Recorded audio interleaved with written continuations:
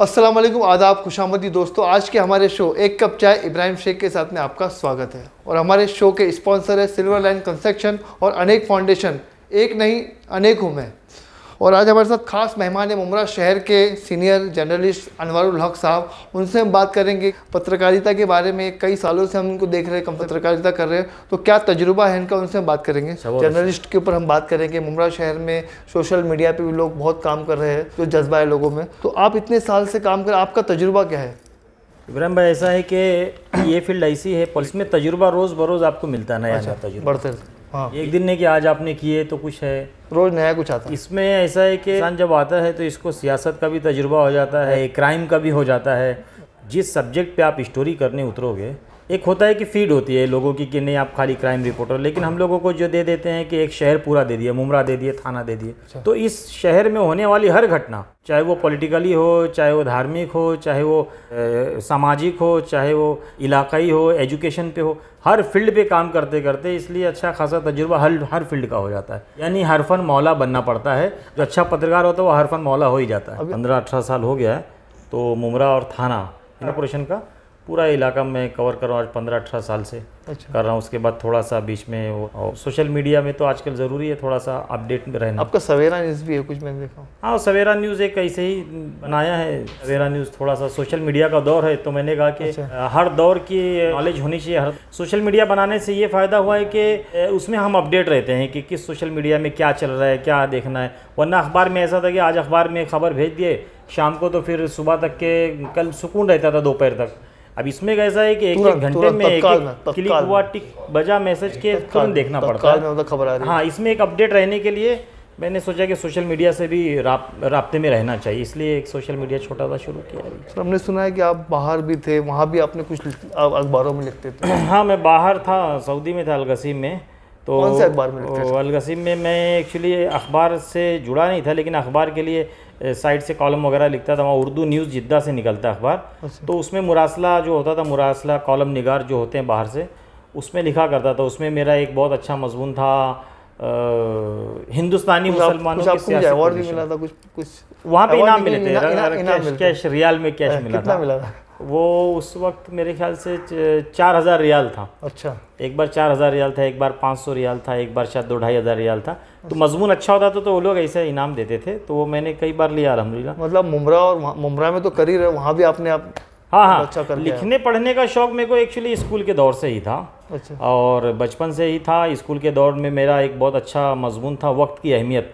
तो वो कहा गया था कि एक चंद सत्रों में लिखना, तो मैंने चंद सफ़ों पे लिख दिया था। अच्छा। तो स्कूल में बड़ी पजीराई हुई थी, अंजुमन खैरुल इस्लाम में बहुत दिनों तक चला। तो लिखने पढ़ने का शौक़ तो स्कूल से ही था, और अखबार पढ़ने का शौक़ तो मेरे ख्याल से 8वीं-9वीं से मुझे अच्छा खासा लग गया था। उस वक्त उर्दू टाइम्स और इनकलाब होता था, तो मैं जब से ही अखबार पढ़ता था। और नवाकाड़ मराठी का मेरा बहुत शौक़, ख़ास पेपर था। मराठी पढ़ते थे? हाँ, मराठी तो विक्रोली में था, और मराठी तो ज़रूरी है महाराष्ट्र में रहना।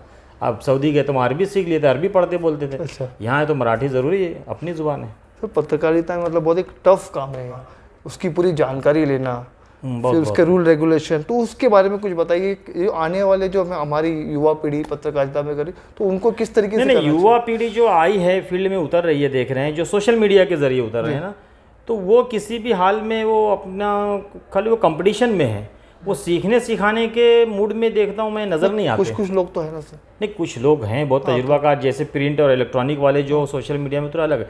लेकिन जो नई पीढ़ी आ रही है ना, उनको ज़रूरत है कि वो सीनियर जो हैं या जो आपसे पुराने लोग हैं, देखिए किसी भी चीज़ में आप सियासत में आएँ, चाहे पैगादना से ड्राइविंग करें, तो आप डायरेक्ट स्कूटर या बाइक लेकर दौड़ना शुरू कर देंगे तो कहीं ना कहीं ठोक देंगे, रास्ते पे लगेगा अरे कैसा चला रहा। एक सीनियर ड्राइवर से आपको सीखना ज़रूरी है। तो पत्रकारिता वो एक बहुत बड़े तजुर्बे का नाम है, जहाँ आप बैठते हैं, जिस समझिए कि आप मैं एक यहाँ इंटरव्यू देने आया हूँ, छोटा सा इंटरव्यू है, लेकिन इसमें क्या होता है कि कम से कम आप जिस सब्जेक्ट पे काम करने के लिए उतर रहे हैं उसकी थोड़ी सी मालूमात ज़रूर ले लो। हाँ। आप जैसे आजकल मामला चल रहा है, नुपुर शर्मा का मामला है, गुस्ताखी रसूल का मामला है, तो आपको उसकी जानकारी होनी चाहिए कि हम प्रेस कॉन्फ्रेंस में जा रहे हैं तो नुपुर शर्मा कौन है, नुपुर शर्मा ने क्या कहा है, नुपुर शर्मा ने कहाँ कहा है, उसके खिलाफ क्या क्या एक्ट हुआ है, इस जानकारी होना चाहिए। क्राइम में जा रहे हैं तो यहाँ देखा गया कि लोग तजुर्बा नहीं लेते, उसके पे क्या होता है कि हमारी जग हसाई हो जाती है। टॉपिक क्या है, इशू क्या है, और हम वहाँ पे भलते ही सवाल क्या करेंगे तो हमको सवाल करना सवाल कुछ जिससे जैसे अगर मिनिस्टर कौन है या पुलिस वाला कौन है और हम उससे सवाल उसके फील्ड से हट के करेंगे तो ये एक हमारी ही जगहसाई हो जाती है। सीखना ज़रूरी है और सीखने के लिए ज़रूरी है कि आप स्टडी करें, आप पढ़ें, आप किताबें पढ़ें और उससे ज़्यादा आप अखबार पढ़ें। अखबार पढ़ना बहुत ज़रूरी है हर पत्रकार के लिए, चाहे वो सोशल मीडिया से हो, चाहे इलेक्ट्रॉनिक, चाहे प्रिंट से हो, अखबार पढ़ना चाहिए। सब कई सालों से हम देख रहे हैं आपके आप अखबार में लिखते हो, उस वक्त का दौर और आज का दौर, आज सोशल मीडिया का दौर है। जैसे कि आपने कहा कि अखबार रात में हम लिखते हैं तो सुबह आता है, लेकिन अभी सोशल मीडिया के दौर में तुरंत तत्काल में 1 सेकंड में आपके पास पहुंच जाता है। तो क्या फ़र्क क्या लग रहा है आपको उसमें? ये है कि दुनिया बहुत फास्ट हो गई है तो मीडिया भी फास्ट हो गया है। पहले मैं शुरू में आया था तो साइकिल थी, फिर स्कूटर थी, फिर बाइक लिया और तेज़ी से ज़माना पहले कलम की ताकत, पहले 10-20 साल में ज़माना बदलता, आज ज़माना हर साल बदलता। आप एक मोबाइल ले लो रात को तो सुबह के दोस्त बोलते हैं कि अरे यार ये मॉडल क्यों लिए, रात को तो नया, आज सुबह नया मॉडल आया, ये तो पुराना हो गया। मीडिया भी बहुत फास्ट भाग रही, बहुत तेज़ी से दौड़ रही है। जो कलम मिला तो टूटा हुआ, जो ज़ुबान मिली तो कटी हुई। हम लोग क्या लिख सकते, क्या पढ़ सकते? वो नहीं है। पहले के जो लोग थे वो बेबाक होते थे, बेबाक सहाफ़ी होते थे, लिखते। आज भी हैं कुछ लोग लिख रहे हैं। जैसे कि जर्नलिज्म को कहा जाता है चौथा स्तंभ, सहाफ़त, जर्नलिज्म जमहूरियत का चौथा स्तंभ कहा जाता है। सही बात है। मतलब क्या, पत्रकारिता मतलब था समाज की परेशानी को, लोगों की बुराई को, लोगों की परेशानी को सरकार तक पहुंचाना और उसको हल करना। आवाम और सरकार के बीच का एक पुल होता है जर्नलिज्म। अच्छा। शहर और गवर्नमेंट के दरमियान का एक पुल होता है।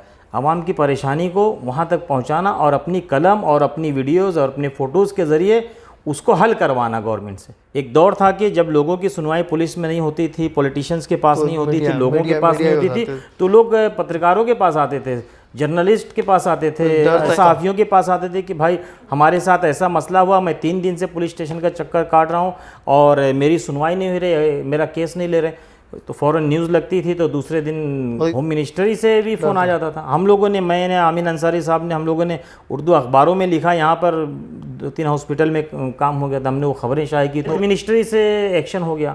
हम लिखते थे, उस तरह से लिखा जाता था, उस तरह से एक्शन लिया जाता था। में इतने चैनल चल रहे हैं, उस बारे में क्या कहेंगे? यूट्यूब चैनल तो देखिए तेज़ी से बढ़ गए हैं, बहुत फास्ट आए हैं, जैसे ऐसा लगता है कि रातों रात आ गए। मुमरा में, भिवंडी में, उल्लासनगर में, मतलब हर जगह यूट्यूब, हर आदमी आज़ाद हो गया। एक आज़ाद सहाफ़त हो गई है यूट्यूब लिए करे। इससे फ़ायदा भी और नुकसान भी बहुत है। फ़ायदा ये है कि आपकी बात जो अखबार में देने के लिए कुछ शर्त होती थी, पहुंच नहीं पाते थे लोग, आज हर शख्स जहां खड़ा है, हर शख्स पत्रकार हो गया। अच्छा। हर शख्स जर्नलिस्ट हो गया। जिसके पास एंड्रॉयड फ़ोन हो गया अच्छा। वो जर्नलिस्ट हो गया। कहीं से भी लोग खबर लेते हैं, वायरल। अब देखिए बहुत सारी खबरें, बहुत सारे यूट्यूब पे चैनल देखेंगे, बहुत सारे यूट्यूबर्स हैं जिनके व्यूवर्स लाखों लाख हैं। हालांकि वो अपने आप को पत्रकार या सहाफ़त से जुड़ा हुआ नहीं बताते, लेकिन उनकी बातें, उनके वीडियोस लाखों लोग देखते हैं। तो मैं ये चाहूँगा कि इससे आप, ठीक है, आप किसी, ज़रूरी नहीं कि किसी न्यूज़ चैनल से जुड़े हों, किसी मीडिया लेबल हो, कोई मीडिया कंपनी, ये ज़रूरी है कि आपके व्यूवर्स है तो आप उन तक अपनी बात पहुँचाएँ। ऐसी बात जो पहुंचाना ज़रूरी, जिससे आपके व्यूअर्स को फ़ायदा हो और आपको देखने वालों को फ़ायदा हो, आपके वीडियो से, आपके चैनल से लोगों का फ़ायदा हो सके, समाज का भला हो सके, आपकी कौम का भला हो सके, ऐसी बातें करनी चाहिए। जर्नलिज्म आप ज़रूरी नहीं अखबार से ही करो, टीवी चैनल से ही करो। यूट्यूब और मोबाइल आज बेहतरीन ज़रिया बन गया है। फ़ौरन अपनी बात दूसरे, 1 घंटे में चीज़ें वायरल हो जाती हैं। पानी भर गया, 1 घंटे में पूरे शहर को पता चलता है शहर में पानी भर गया है। कोई चीज़ हुई फ़ौरन पता चल जाता है लोगों को। आज हर शख्स, अखबार भी लोग पढ़ रहे हैं मोबाइल पे, टीवी भी देख रहे हैं लोग मोबाइल पे, मैसेज भी पढ़ रहे हैं लोग मोबाइल पे। यहाँ एक क्लिक हुआ, एक नोटिफिकेशन आया और पूरी दुनिया की बैठे न्यूज़ आप यहाँ पढ़ लिए। तो ये तो एक फ़ायदा भी है, नुकसान भी। हर चीज़ जैसे हर चीज़ जो फ़ायदा वाली है वही नुकसान भी वाली। अच्छा, वही नुकसान। हर चीज़ का इस्तेमाल इंसान के ऊपर होता है कि वो उससे फ़ायदा ले रहा है, क्या कैसा ले रहा है उसको, उसके ऊपर होता है। कोई भी चीज़ हो, अच्छी चीज़ हो चाहे ख़राब चीज़ हो, उसको इस्तेमाल करने का आपके ऊपर तरीका है कि आप उससे फ़ायदा उठाते हैं या नुकसान उठाते हैं। तो ये फ़ायदे वाली चीज़, इससे समाज को फ़ायदा पहुंचाओ। मैंने देखा है कि आपको, आप भिवंडी जैसे शहर में आपको लगातार बुलाया जाता है यहाँ से, मतलब कोई सेमिनार होता है, तो उस बारे में कुछ बताएं। वहाँ पे जाने के बाद वो जो बच्चे आपके सामने होते हैं तो उनमें क्या दिखता है? नहीं, भिवंडी मुमरा है, थाना है, और मैं इससे बहुत शहर, मुंबई है, विक्रोली वगैरह भी मैं प्रोग्राम वगैरह में अक्सर जाता हूँ। एक्चुअली स्कूल कॉलेज में मुझे ज़्यादा इसलिए भी बुलाते हैं कि मेरी बचपन से ये ख्वाहिश थी कि मैं टीचर बनूँ। मेरा, मुझे पत्रकारिता से के अखबार पढ़ने का शौक़ था, लेकिन अखबार की दुनिया में आने का मेरा कोई रुझान, कोई मंसूबा, कोई वो नहीं था। टीचर बनने का मेरा शौक़ था। लेकिन हालात ऐसे थे उस वक्त कि टीचर नहीं बन सका, रोज़गार से लग गया। लेकिन मैं जहाँ जहाँ भी गया, चाहे अरब गया, चाहे मैं रोज़गार से लगा, चाहे बहुत सारी लाइनों में मैंने काम किया, लेकिन अखबार मैंने नहीं छोड़ा, पढ़ना मेरा जारी था। और पता नहीं फिर कैसे मैं इस फील्ड में आ गया तो पता ही नहीं चला।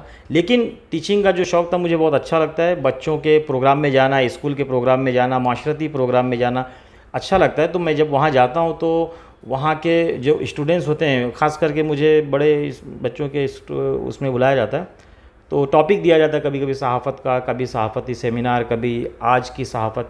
तो अच्छा लगता है, बच्चे सवाल करते हैं। लड़कियां भी ज़्यादा आ रही है तो हाँ, मीडिया कैसा है कि अभी आज आप 12वीं का रिजल्ट देख लो, रिजल्ट में क्या लड़कियां ही हैं। 80% लड़कियां कामयाब होती हैं, 20% लड़के। यूपीएससी में लड़कों और लड़कियों में फ़र्क इतना कि लड़कों का काम बहुत होता है।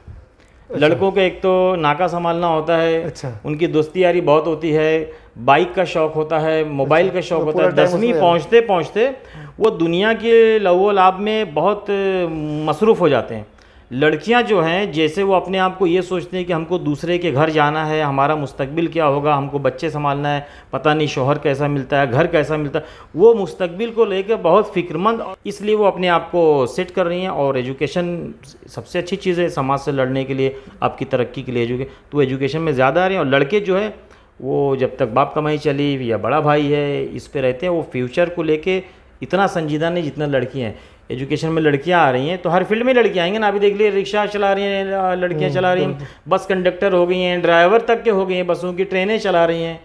ऑफिसेस में जाएं तो लोग, अभी भाई बैठे हैं हमारे ऑफिस में, किसी को जॉब पे रखना है तो लड़का और लड़कियां है तो लड़की को ज़्यादा तरजीह देंगे। क्यों? कि उनके खाड़े कम होते हैं, एब्सेंट बहुत कम करती हैं, और बैठ गई ड्यूटी पे तो पूरा फल निभा। और लड़के आप कोई जेंट्स में रख लो तो उसके 50 फ़ोन आते हैं, 10 बहाने रहते हैं। ये सब चीज़ें हो तो वो हमारी कमी है, लड़कों की कमी है। लड़कों पे तवज्जो देने की बहुत ज़रूरत है। आज लड़के बड़ी तेज़ी से बिगड़ते जा रहे हैं, उससे माशरे पे फ़र्क पड़ेगा। कहीं ना कहीं एजुकेशन होना चाहिए। तालीम के बगैर कुछ नहीं। तालीम जो है समाज की रीढ़ की हड्डी है। तालीम तो जानिए, और ख़ुद इस्लाम में कहा गया है, अरे तुम कब्र तक पहुँचने तक भी अगर तुम्हें कुछ सीखने मिलता है तो सीख लो और सिखा दो। एजुकेशन तो फ़र्ज़ करार दिया गया। हम कुरान की पहली आयत ही आई, इक़रा बिस्मि रब्बिकल लज़ी ख़लक़। पहली आयत इक़रा की पढ़ो, और हम उसी से दूर, सबसे कम पढ़े लिखे हम, सबसे कम हम पढ़ते हैं, जबकि हमको हुक्म दिया गया इल्म हासिल करने के लिए जहाँ तक जाना पड़े, चीन तक जाना पड़े, हदीस वहाँ तक जाओ, एजुकेशन हासिल करो। क्या कि कॉलेज स्कूल नहीं जाते हैं, पड़ोस के शहर में जाने को तैयार नहीं हमारे बच्चे। तो उसके लिए क्या मतलब क्या करना क्या चाहिए? ये कमी बहुत बुनियादी है। घर वालों को देखिए, ये कमी हमारे घर से भी है, वालिदैन की भी है, हमारे समाज के जो अच्छा पढ़ा लिखा तबका उसकी भी, और जो लीडर हैं, कायदे, सबकी कमी है। सबको मिल एक अचानक से कोई बीमारी आपके पास शहर में नहीं आती है, ये धीरे धीरे पनपती है। इसकी कई वजह होती है। कोरोना है, उसकी कई सारी वजूहात हैं, उसका इलाज भी है, लेकिन हम लोग इलाज पे काम नहीं कर रहे हैं। करना होगा ना काम, सबको करना होगा, तभी फ़र्क पड़ेगा। बहुत बहुत शुक्रिया सर बात करने के लिए। तो ये थे हमारे साथ मुमरा शहर के सीनियर पत्रकार अनवरुल हक सर, जिन्होंने बहुत ही अच्छी तरीके से मतलब समझाया कि पत्रकारिता कैसी करनी चाहिए, और एजुकेशन के लेकर भी बहुत अच्छा कहा कि आप भी उनको देख कर सीख सकते हो। फिर मिलेंगे अगले मेहमान के साथ। देखते रहिए इब्राहिम शेख के साथ एक कप चाय।